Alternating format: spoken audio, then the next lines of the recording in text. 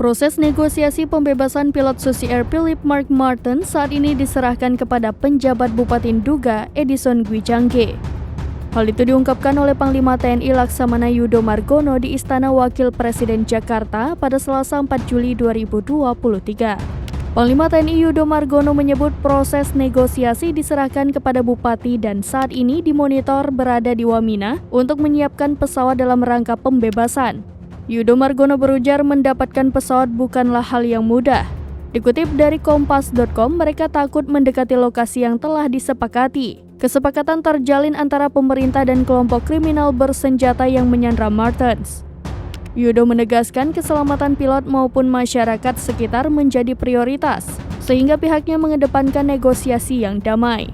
Lebih lanjut, mantan Kasal ini tak masalah bila KKB mengajukan syarat uang tebusan sebesar 5 miliar rupiah untuk membebaskan Martens. Untuk diketahui, sudah hampir 5 bulan berlalu Martens disandra oleh KKB di Papua.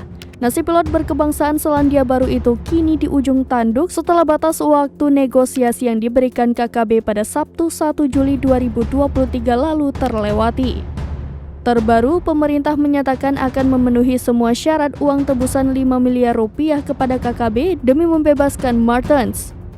Kemudian menurut Kepala Bidang Humas Polda Papua Kombes Ignatius Beni Adi Prabowo, pemerintah Provinsi Papua telah menyiapkan uang tebusan agar pilot Susi Air dapat dikembalikan dalam kondisi sehat.